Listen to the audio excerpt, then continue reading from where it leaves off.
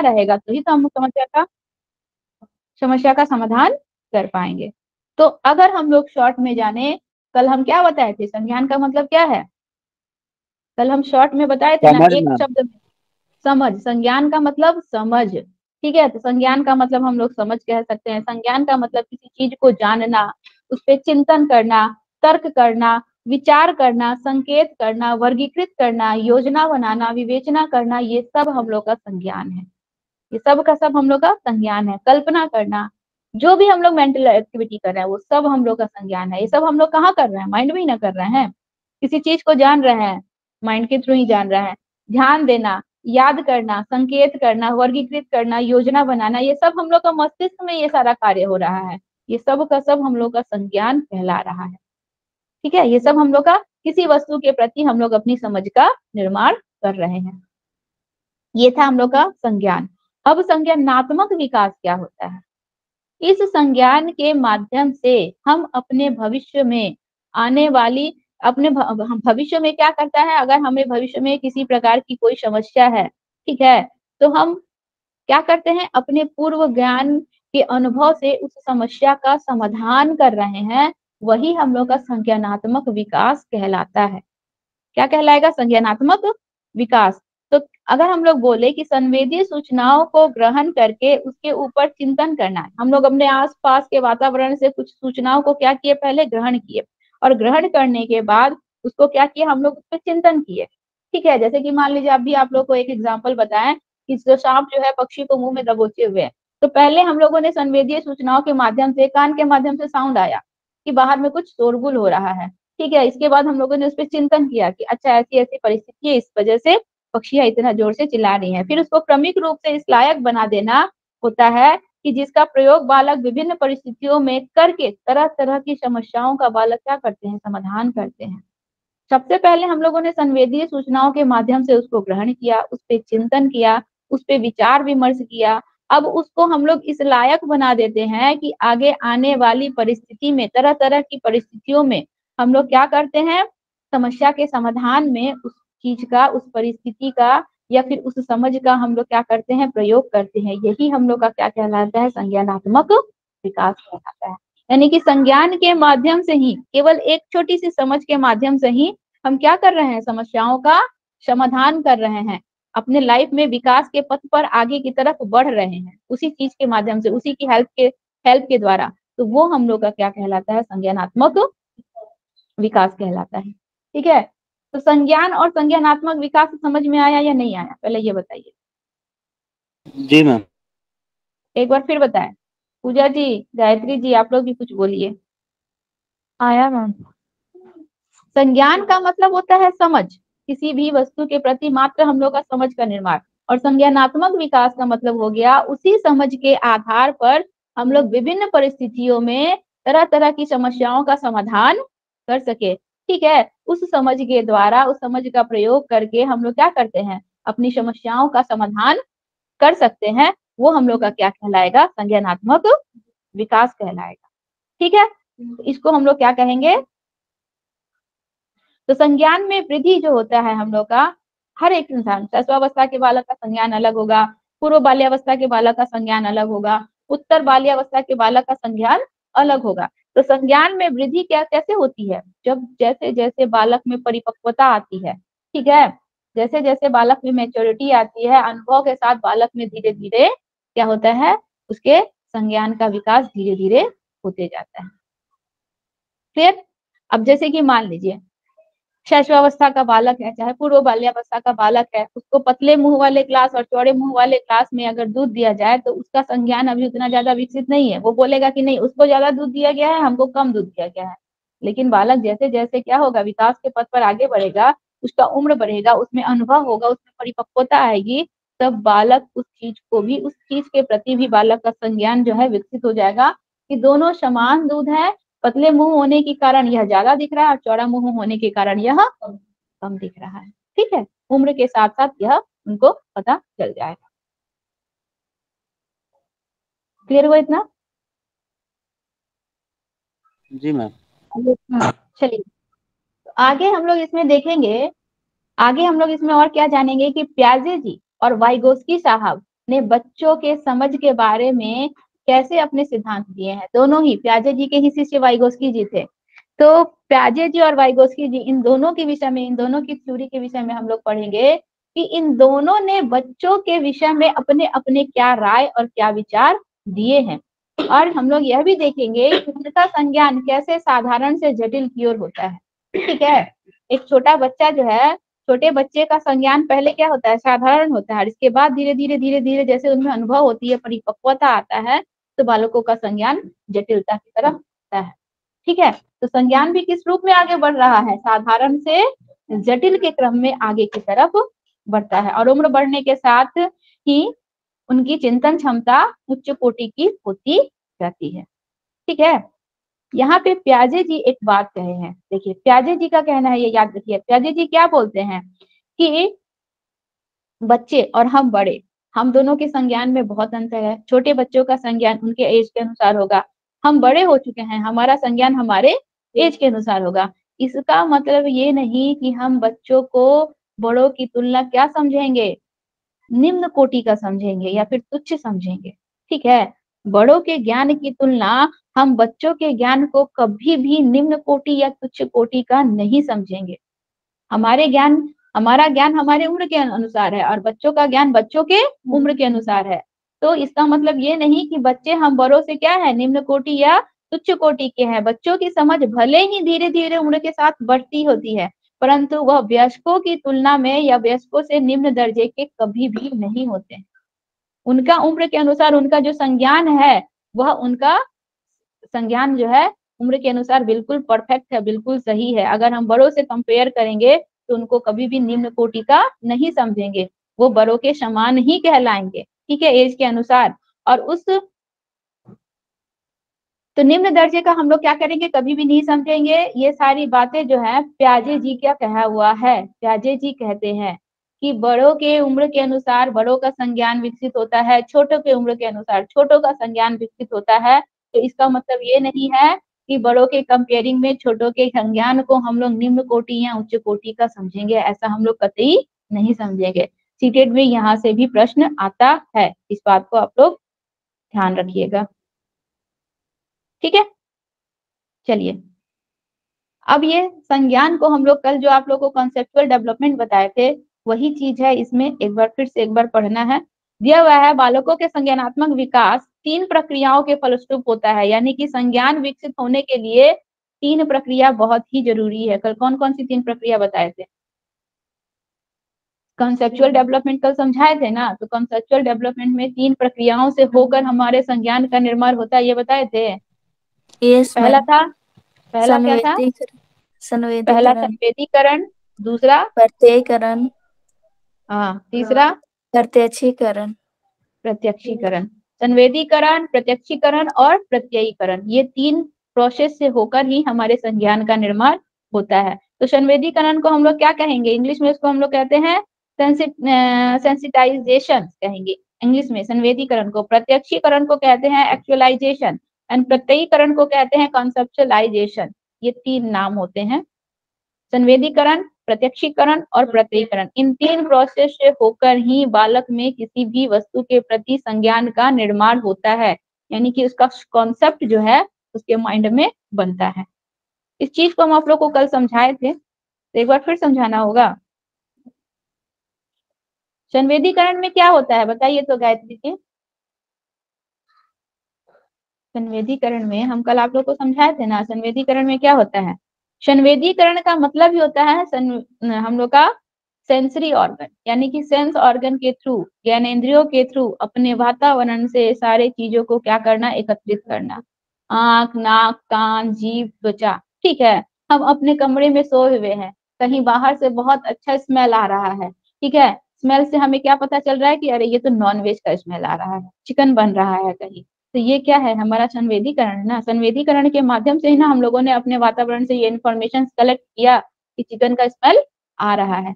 ये हमारा क्या है, संवेदीकरण का पहला पड़ाव है, फर्स्ट स्टेप। ठीक है, तो संवेदीकरण के माध्यम से हम लोगों ने अपने इन्वायरमेंटल से ये पता किया कि ये क्या है, हम लोग का चिकन का स्मेल है। अब प्रत्यक्षीकरण के माध्यम से हम लोग क्या करेंगे, उसको क्या करेंगे, अपने माइंड में स्टोर करेंगे, वहां पे हम लोग बहुत कुछ कर सकते हैं। ठीक है, हम लोगों को केवल स्मेल मात्र आया, हम अपने माइंड में इमेज बना सकते हैं, उसका एक चित्र बना लिए कि चिकन है, चिकन ऐसा होगा।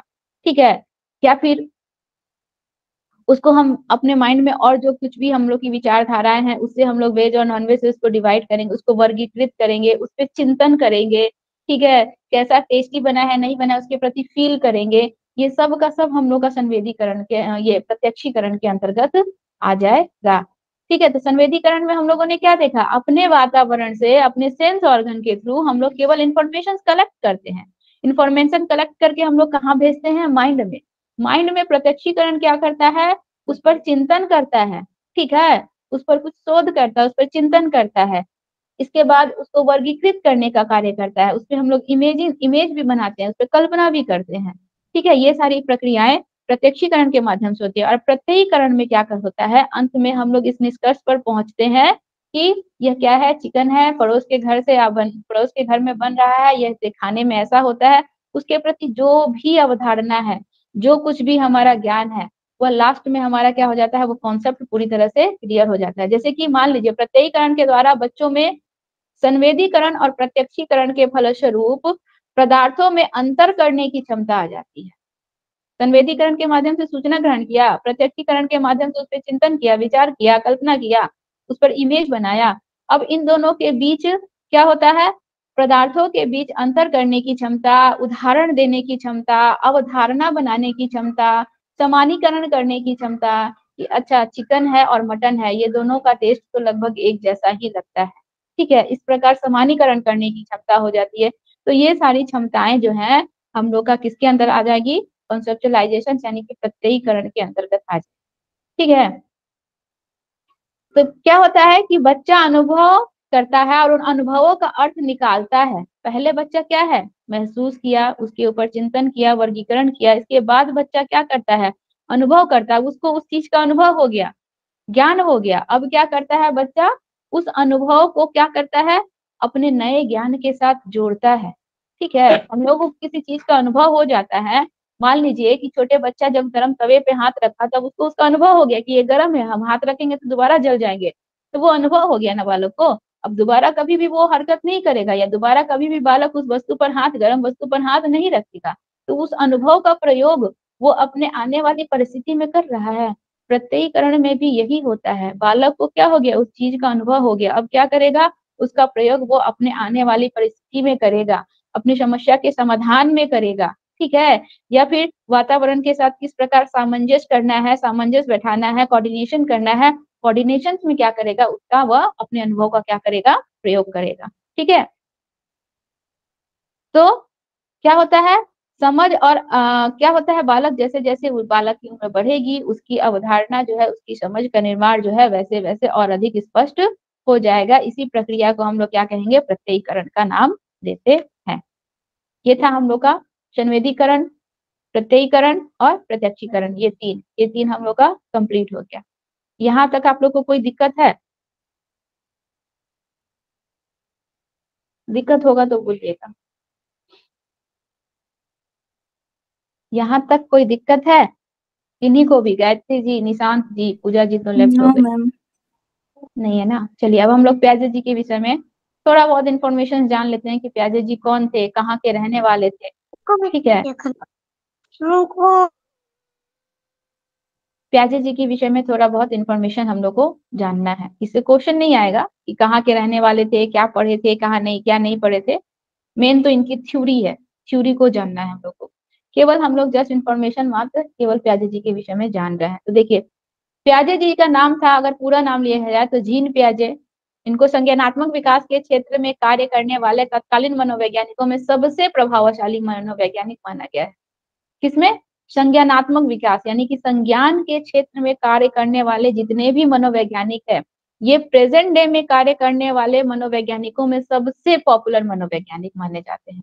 ठीक है, दिया हुआ है कि इनका जन्म जो है 9 अगस्त सन 1896 को स्विट्जरलैंड में हुआ था और 22 वर्ष की अल्प आयु में ही उन्होंने जंतु विज्ञान यानी कि जूलॉजी में पीएचडी की उपाधि अर्जित कर ली थी।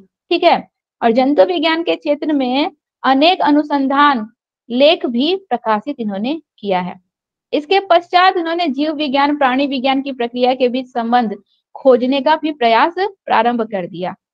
देखिए बोल रहा है कि मनोवैज्ञानिकों के प्रशिक्षण के दौरान उन्होंने अल्फ्रेड बीन की प्रयोगशाला में फ्रेंच स्कूल के बच्चों के बुद्धि परीक्षण पर कार्य किया। फ्रेंच स्कूल में पढ़ने वाले बच्चे के बुद्धि परीक्षण पर इन्होंने कार्य किया कि उन बच्चों की बुद्धि जो होती है एज के अनुसार कैसी होती है। मान लीजिए एक नर्सरी क्लास में पढ़ने वाले जो बच्चे हैं उनके एज के अनुसार उनकी बुद्धि कैसी है, या कक्षा 1 या 2 में पढ़ने वाले बच्चे हैं उनके एज के अनुसार उनका प्रकृति के प्रति या किसी भी वस्तु के प्रति उनका समझ कैसा होता है। तो उन्होंने बच्चों को ऑब्जर्व किया। ठीक है, बुद्धि परीक्षण का मतलब ये नहीं कि मशीन वशीन लगा के, नहीं, उन्होंने बच्चों को ऑब्जर्व किया, बच्चों से कई प्रकार के प्रश्न पूछे और प्रश्न पूछने पर कैसे जवाब आए, किस उम्र के बच्चे से कैसा जवाब आए, इस सब पर उन्होंने क्या किया, एक शोध किया, निरीक्षण किया। ठीक है, तो बच्चों के द्वारा बौद्धिक परीक्षण पर दिए जाने वाले गलत उत्तरों से अत्यधिक जो है प्याजे जी जो है प्रभावित हुए तथा उन्होंने विभिन्न आयु के बच्चों के द्वारा अपने चारों ओर के बाह्य जगत का ज्ञान प्राप्त करने की प्रक्रिया का गहन किया। बहुत तरह तरह के प्रकृति से वस्तुओं से संबंधित प्रश्नों को उन्होंने बच्चों से पूछा और बच्चों से किस प्रकार का रिएक्शन आ रहा है, कैसे जवाब आ रहे हैं, इन सब पर उन्होंने शोध किया और शोध करने के बाद तब इन्होंने संज्ञानात्मक विकास के ऊपर यह जो है प्रयोग किया और संज्ञानात्मक विकास की यह थ्योरी दी है। ठीक है, अभी हम लोग क्या पढ़ेंगे, प्याजे जी ने बच्चों को, हम लोग विकास में क्या पढ़े, शून्य से लेकर हम लोग 18 वर्ष तक के बच्चों के विषय में स्टडी करेंगे। सीटेट में हम लोग को यही स्टडी करना है, 0 से लेके 18 वर्ष तक के बच्चों को हमें स्टडी करना है। अब प्याजे जी ने जब अलग अलग बच्चों से अलग अलग तरह के प्रश्न पूछे, इसके बाद इन्होंने देखा कि किस बच्चे को किस उम्र में किस चीज का ज्ञान हो जाता है और किस उम्र में ज्ञान नहीं होता है। उसके अनुसार प्याजे जी ने बच्चों को 4 भागों में डिवाइड कर दिया। शून्य से लेकर 18 वर्ष तक के बच्चों को एज ग्रुप में 4 भागों में डिवाइड किया कि इस एज ग्रुप के बच्चों में ये चीजों का संज्ञान हो जाता है, इस ग्रुप के बच्चों में इन चीजों का संज्ञान हो जाता है और इस ग्रुप के बच्चों में ये 4 चीजों का संज्ञान आ जाता है, यानी कि समझ आ जाती है। एज वाइज जिस अनुसार बच्चों में जिसका ज्ञान विकसित हो रहा है उस अनुसार उन्होंने बच्चों को 4 भागों में डिवाइड कर दिया। ठीक है, तो देखिए यहाँ पे प्याजे जी जो है बच्चों के लिए एक बात कहते हैं, ये याद रखिएगा, इसमें से प्रश्न आता है। प्याजे जी के अनुसार बच्चे जो है वातावरण के साथ सक्रिय रूप से, ठीक है, अंतःक्रिया करके अपने संसार यानी कि अपने ये समस्या का समाधान जो है खोज करते हुए अपने समझ का निर्माण जो है बच्चे स्वयं करते हैं, किसी दूसरे की मदद कभी नहीं लेते। प्याजे जी क्या बोल रहे हैं, प्याजे जी बोलते हैं कि बालक जो है अपने वातावरण के साथ सक्रिय रूप से कार्य करते हुए अपने संज्ञान यानी कि अपनी समझ का निर्माण खुद करते हैं, बिना किसी की मदद के, बिना किसी एल्डर की मदद के, स्वयं ही वो अपने संज्ञान का निर्माण करते हैं। और इसीलिए प्याजे जी ने बालकों को क्या कहा है, ये नन्हा मनोवैज्ञानिक कहा है। प्याजे जी छोटे बच्चों को क्या कहते हैं, नन्हा मनोवैज्ञानिक कहते हैं। ठीक है, एक आविष्कारी कहते हैं कि उन्होंने जो कुछ भी वो खोजबीन करते हैं या फिर अपने समझ का निर्माण करते हैं वो स्वयं अपने दम पर करते हैं, बिना किसी की मदद के, बिना किसी के हेल्प के, अपने दम पर करते हैं। इसीलिए प्याजे जी बालकों को क्या कहते हैं, नन्हा मनोवैज्ञानिक कहते हैं। ठीक है, तो इससे बालकों के प्रति प्याजे जी का संरचनावादी दृष्टिकोण भी कहा जाता है, क्योंकि बालक जो है अपने आसपास जो कुछ भी चीजें हैं, ठीक है, उससे कुछ नया बनाने की या फिर उसको समझने की का प्रयास जो है स्वयं कर रहे हैं। इसीलिए बालक को प्याजे जी क्या कह रहे हैं, संरचनावादी कहते हैं। और अपनी इस थ्योरी स्वयं प्याजे जी जो थे ना वो संरचनावादी थे, वो कुछ ना कुछ संरचना करते रहते थे, कुछ ना कुछ क्रिएट करते रहते थे, बनाते रहते थे। इसीलिए उन्होंने इस थ्योरी को भी क्या कहा है, संरचनावादी दृष्टिकोण कहा है। ठीक है, क्योंकि प्याजे जी खुद ही संरचनावादी और रचनावादी दोनों एक ही होता है, दोनों में अंतर नहीं होता है। संरचना का भी होता है किसी वस्तु का, किसी चीज का निर्माण करना, रचना का भी मतलब होता है किसी चीज का निर्माण करना। और प्याजे जी के अनुसार बच्चे जो होते हैं नन्हे अन्वेषण होते हैं, अन्वेषक होते हैं। अन्वेषक का मतलब जो किसी का निर्माण कर सके, या नन्हे मनोवैज्ञानिक, आप उसको नन्हे मनोवैज्ञानिक कर सकते हो, नन्हे अन्वेषक कर सकते हो। ठीक है, अन्वेषक का मतलब भी होता है निर्माण करना। जो बिना किसी की मदद के अपने वातावरण के साथ खुद ही अंतःक्रिया करके अपने संज्ञान का निर्माण स्वयं करते हैं। ये पियाजे जी का कहना है, इसको याद रखिएगा, यहाँ से क्वेश्चन आता है। ठीक है, एक नोट है, उस नोट को सुनिए ध्यान से। संरचनावादी दृष्टिकोण का मतलब क्या होता है? संरचनावादी जो किसी चीज का क्या करते हैं? संरचना करते हैं, स्वयं अपने संज्ञान के दम पर, स्वयं अपनी बुद्धि के बल पर। ठीक है, तो संरचनावादी दृष्टिकोण का मतलब हो गया, उसके अनुसार बालकों को एक सक्रिय अधिगम करता समझा जाता है। सक्रिय का मतलब एक्टिवली वो किसी चीज को क्या कर रहे हैं? सीख रहे हैं, किसी चीज को जान रहे हैं।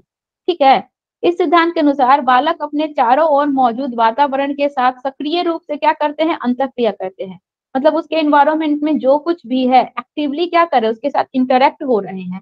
ठीक है, उसको जानने की, समझने की बालक जो है कोशिश कर रहे हैं, और अपने ज्ञान का निर्माण तथा सृजन वह स्वयं करते हैं। इस बात पे ज्यादा फोर्स किया जाता है कि बच्चे अपने ज्ञान का निर्माण जो है स्वयं करते हैं, बिना किसी की मदद के। ये पियाजे जी का कहना है।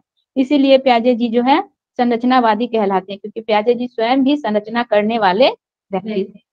संरचनावादी या फिर रचनावादी। और बच्चों को भी बच्चों के इस वातावरण के साथ इंटरेक्ट करके अपने ज्ञान का निर्माण स्वयं करने की प्रक्रिया को भी हम लोग संरचनावादी दृष्टिकोण कहते हैं। ठीक है, क्या कहेंगे? संरचनावादी दृष्टिकोण। ये चीज क्लियर हुआ? जी मैम। क्लियर? यस। चलिए अभी देखिए, हम लोग पियाजे जी जो हैं, अभी आप लोग को क्या बताए थे कि उनके एज के अनुसार पहले तो फ्रेंच स्कूल में बच्चों का निरीक्षण किए, देखे कि किस बच्चे में किस चीज का ज्ञान हो गया है और किस बच्चे में किस चीज का ज्ञान नहीं हुआ है। तो फिर उन्होंने क्या किया? सबको एज वाइज डिवाइड कर दिया। हम लोग जो संज्ञानात्मक विकास पढ़ेंगे पियाजे जी का, उसमें जो है हम लोग पियाजे जी का थ्योरी पढ़ेंगे। पियाजे जी ने 0 से लेकर 18 वर्ष के बच्चों को 4 भागों में डिवाइड किया, जिसको हम लोग 4 फोल्डर थ्योरी कहते हैं। कौन सी थ्योरी कहेंगे? 4 फोल्डर थ्योरी। 0 से लेकर 18 वर्ष के बच्चों को 4 भागों में डिवाइड कर लिया है, इसीलिए इसको क्या नाम दिया गया? 4 फोल्डर थ्योरी। ठीक है, तो संज्ञानात्मक विकास की व्याख्या करने के लिए 4 अवस्थाएं सिद्धांत का प्रतिपादन पियाजे जी ने किया, जिसको हम लोग क्या कहेंगे? 4 फोल्डर थ्योरी कहेंगे। इस सिद्धांत में पियाजे जी ने संज्ञानात्मक विकास की व्याख्या प्रमुख अवस्थाओं में बांट कर की है। हर एक बच्चे को अलग एज ग्रुप में रखा है, और उस एज ग्रुप में रखकर उन्होंने बताया है कि इस एज में बच्चों में ये गुण आ जाते हैं, इसके बाद वाले एज में ये सारे गुण आते हैं। ठीक है, जैसे कि हम लोग विकास पढ़े थे ना, सेम वही चीज है, लेकिन इसमें क्या है? थोड़ा डिफरेंट है। इसमें एज ग्रुप जो है ना थोड़ा डिफरेंट है। ठीक है, चलिए 4 फोल्डर थ्योरी में पहला जो हम लोग का नाम आता है, पहला होता है हम लोग का, उसको कहते हैं हम लोग का संवेदीय पेशीय अवस्था। देखिए एक ही नाम है, उसको कई सारे नामों से जाना जाता है। इसको हम लोग, पहला स्टेज है ये, इसको संवेदीय पेशीय अवस्था कहते हैं, इंद्रजनित गामक अवस्था भी कहते हैं। इसके बाद हम लोग इसको प्रेरक अवस्था भी कहते हैं। क्या क्या कहते हैं? फर्स्ट स्टेज है ये, इसको कहते हैं 0 से लेकर 2 वर्ष की अवस्था। ये कहां से कहां तक की अवस्था है? 0 से लेकर 2 वर्ष तक की 4 फोल्डर थ्योरी का ये फर्स्ट स्टेज है। 0 से लेकर 2 वर्ष तक की अवस्था, जिसको हम लोग संवेदीय पेशीय अवस्था भी कहेंगे, इंद्रजनित गामक अवस्था भी कहेंगे, और प्रेरक अवस्था भी कहेंगे। और बस इंग्लिश में केवल एक नाम याद रख दीजिए, वो क्या है? Sensory motor stage. क्या कहेंगे इंग्लिश में? चाहे 50 नाम दिया रहे हिंदी में, इंग्लिश में एक ही नाम दिया रहेगा, सेंसरी मोटर स्टेज। ठीक है, संवेदीय पेशीय अवस्था, इंद्रजनित गामक अवस्था, ठीक है, प्रेरक अवस्था, 0 से 2 वर्ष तक की अवस्था, या हम लोग एक ही नाम इंग्लिश में जानेंगे, वो क्या है? हम लोग का सेंसरी मोटर स्टेज। 0 से 2 वर्ष तक की अवस्था, ये 4 फोल्डर थ्योरी का फर्स्ट स्टेज है। ठीक है, दूसरा जो स्टेज है उसको पियाजे जी ने नाम दिया है, हिंदी में नाम है उसका प्राक संक्रियात्मक अवस्था या पूर्व संक्रियात्मक अवस्था। दूसरा जो स्टेज है उसको क्या नाम दिया है? प्राक संक्रियात्मक अवस्था या पूर्व संक्रियात्मक अवस्था। ये 2 नाम है उसका, लेकिन इंग्लिश में एक ही नाम है हम लोग का है, वो है प्री ऑपरेशनल स्टेज। इंग्लिश में क्या बोलेंगे इसको? Pre operational stage. प्राक संक्रियात्मक अवस्था या पूर्व संक्रियात्मक अवस्था, इंग्लिश में इसका नाम है प्री ऑपरेशनल स्टेज। यह अवस्था जो है एज हम लोग का आ जाता है कब से कब तक का? 2 वर्ष से 7 वर्ष। पहला स्टेज था 0 से 2 वर्ष, ये स्टेज आ जाएगा 2 से 7 वर्ष। कब से कब तक का? 2 वर्ष से 7 वर्ष का। तीसरा जो हम लोग का स्टेज है फोर फोल्डर थ्योरी का, उसको कहते हैं मूर्त संक्रियात्मक अवस्था या ठोस संक्रियात्मक अवस्था। थर्ड को क्या बोलेंगे? मूर्त संक्रियात्मक अवस्था या ठोस संक्रियात्मक अवस्था। इंग्लिश में इसका एक ही नाम है, concrete operational stage. Concrete operational stage. यह जो एज ग्रुप हो जाएगा हम लोगों का, वहां 7 छूटा था ना, 7 से लेकर 11 वर्ष। ठीक है, कॉन्क्रीट ऑपरेशनल स्टेज जो है हम लोग का एज हो जाएगा 7 से 11 वर्ष। और हम लोग का चौथा जो है उसका नाम है अमूर्त संक्रियात्मक अवस्था या औपचारिक संक्रियात्मक अवस्था उसको कहेंगे, और इसको इंग्लिश में कहते हैं फॉर्मल ऑपरेशनल स्टेज। यह स्टेज हम लोग का आ जाएगा 11 से 15 वर्ष या फिर उससे ऊपर की भी अवस्था। ठीक है, 11 से 15 वर्ष या फिर उससे ऊपर की भी अवस्था। बस प्याजे जी का यही जो एज वाला है ना, यहीं पे थोड़ा कंफ्यूजन होता है। हम लोग विकास में क्या एज ग्रुप पढ़े थे? शैशवावस्था 0 से 2 वर्ष, पूर्व बाल्यावस्था 2 से 6 वर्ष, उत्तर बाल्यावस्था 6 से 12 वर्ष और किशोरावस्था 12 से 18 वर्ष। यहाँ पे थोड़ा एज ग्रुप जो है डिफरेंट हो जाता है। आपको फिर आज नींद आ रहा है, परेशान है ना? यहाँ पे एज थोड़ा चेंज हो जाता है। पहला क्या था? सेंसरी मोटर स्टेज, इंद्रजनित गामक अवस्था, प्रेरक अवस्था या कौन सा था? संवेदीय अवस्था। इन तीनों को इंग्लिश में क्या कहेंगे? Sensory motor stage. उम्र कौन सा था इसका? 0 से लेकर 2 वर्ष। दूसरा क्या था? प्राक संक्रियात्मक अवस्था या पूर्व संक्रियात्मक अवस्था। नाम याद रख लीजिए, ये नाम से आता है, ऐसे बहुत सारा क्वेश्चन बनता है। प्राक संक्रियात्मक अवस्था या पूर्व संक्रियात्मक अवस्था। इंग्लिश में इसको कहते हैं प्री ऑपरेशनल स्टेज। इसका एज हम लोग का रहेगा 2 वर्ष से 7 वर्ष। तीसरा है हम लोगों का मूर्त संक्रियात्मक अवस्था या ठोस संक्रियात्मक अवस्था। ठीक है, तीसरे को क्या कहते हैं? मूर्त संक्रियात्मक अवस्था या ठोस संक्रियात्मक अवस्था। इंग्लिश में हम लोग इसको कहेंगे कॉन्क्रीट ऑपरेशनल स्टेज। इसका एज हम लोग का रहेगा 7 से 11 वर्ष। ठीक है, और लास्ट जो है हम लोग का, वो है हम लोग का अमूर्त संक्रियात्मक अवस्था या औपचारिक संक्रियात्मक अवस्था, जिसको हम लोग इंग्लिश में कहेंगे फॉर्मल ऑपरेशनल स्टेज।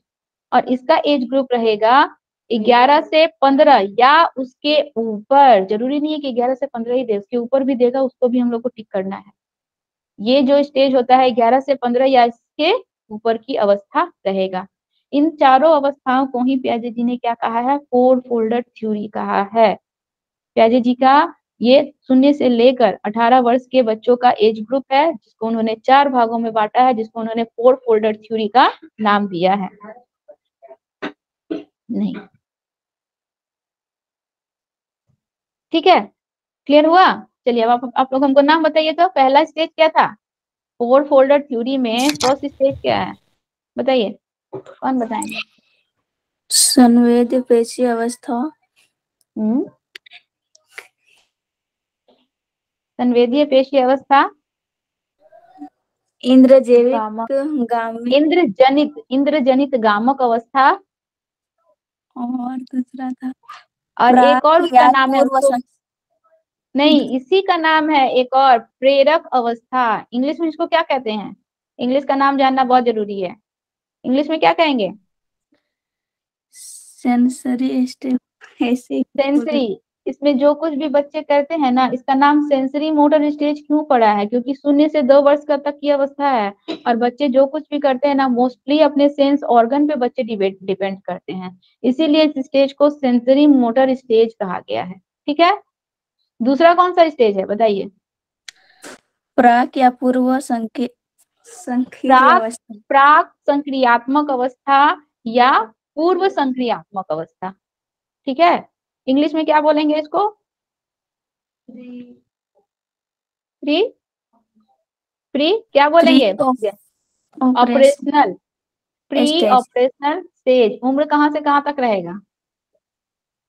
2 से 7, 2 से 7। तीसरा क्या है पूजा जी, आप बताइए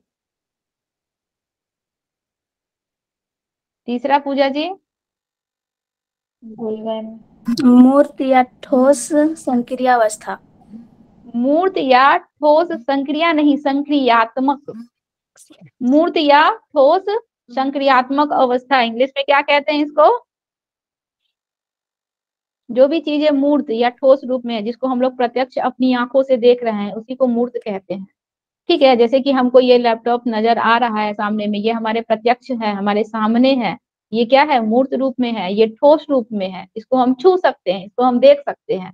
तो उस चीज को कहते हैं कॉन्क्रीट ऑपरेशनल स्टेज। क्या बोलेंगे? Concrete operational stage.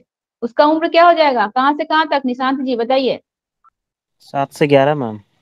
7 से 11। और लास्ट स्टेज कौन सा है? मैम अमूर्त अमूर्त अमूर्त संक्रियात्मक या संक्रियात्मक अवस्था या फिर या फिर औपचारिक मैम। औपचारिक औपचारिक संक्रियात्मक अवस्था। इसका स्टेज उम्र क्या मैम होगा? ये उम्र 11 से ऊपर होगा मैम। 11 से 15, 11 से 15। 11 या उससे ऊपर। ऊपर। ये है हम लोग का प्याजे जी का 4 फोल्डर थ्योरी। इसी को कहते हैं प्याजे जी का 4 फोल्डर थ्योरी। ठीक है, क्लियर हुआ? क्लियर हुआ या नहीं? जी ये मैम। चीज, यस ये मैम। टॉपिक बहुत अच्छे से क्लियर होना चाहिए, कोई डाउट नहीं रहना चाहिए। अगर डाउट है तो उसी समय संग संग पूछिएगा आप लोग। एक डाउट है मैम। क्या बताइए? पियाजे जी एक्चुअली में मैम मतलब संज्ञानात्मक विकास पे ये जोर दिए थे ना। हाँ। इनका परिभाषा प्याजे, कुछ था मैम? किसका परिभाषा? यही पियाजे जी का। प्याजे जी एक मनोवैज्ञानिक थे। प्याजे मैम जी एक मनो, परिभाषा जैसे हाँ कि जिन मतलब, पियाजे जी अपना थ्योरी में क्या कहे थे मैम, मोटो में जीन ये। प्याजे जी अपनी थ्योरी में क्या कहे हैं, देखिए हम आपको बता रहे हैं। जीन प्याजे जी जो है, संज्ञान के ऊपर उन्होंने, मतलब बच्चों का संज्ञान किस उम्र में किस तरह से कई संज्ञान का विकास बच्चों में होता है, इसके ऊपर उन्होंने क्या किया था? एक शोध किया था। ठीक है, कहाँ? फ्रेंच के स्कूल के बच्चों के ऊपर उन्होंने एक शोध किया कि किस उम्र के बच्चों में किस प्रकार के संज्ञान का निर्माण हो जाता है। और इसके सब शोध करने के बाद फिर इन्होंने अपना ये 4 फोल्डर थ्योरी निकाला। प्याजे जी कहते थे कि बच्चे जो होते हैं ना, एक छोटे अन्वेषक होते हैं, एक छोटे मनोवैज्ञानिक होते हैं। ठीक है, बच्चे क्या है?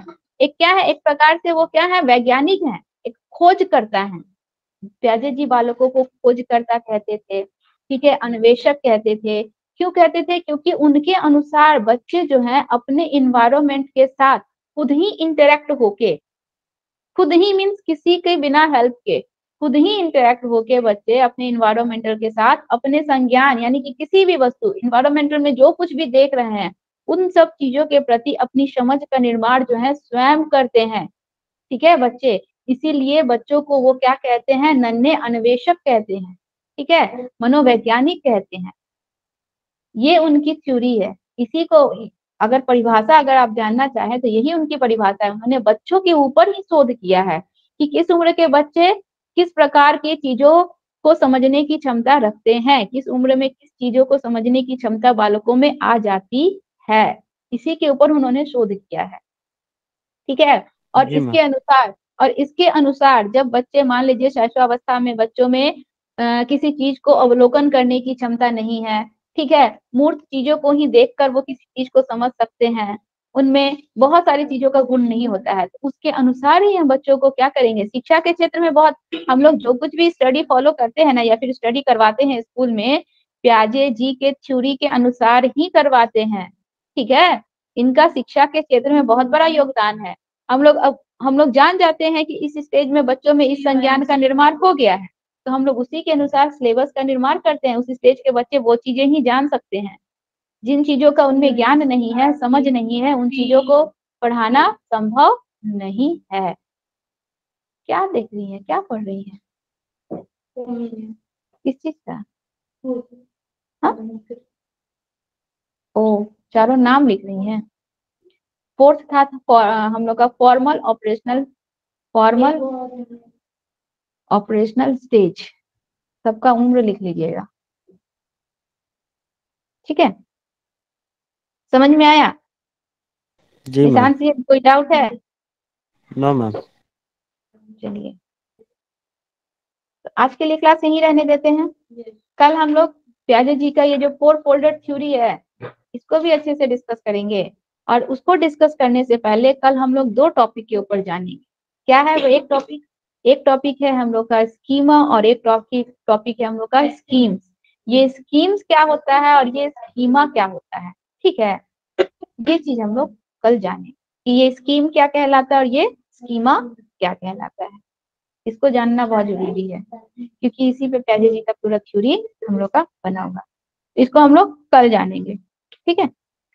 हालांकि हम लोग अगर सीटेट में पढ़े तो ये स्कीम और स्कीमा दोनों ही क्या है, एक ही को हम इन दोनों को एक ही समझकर हम लोग सीटेट में स्टडी करवाएंगे, लेकिन दोनों में थोड़ा बहुत क्या होता है, अंतर होता है।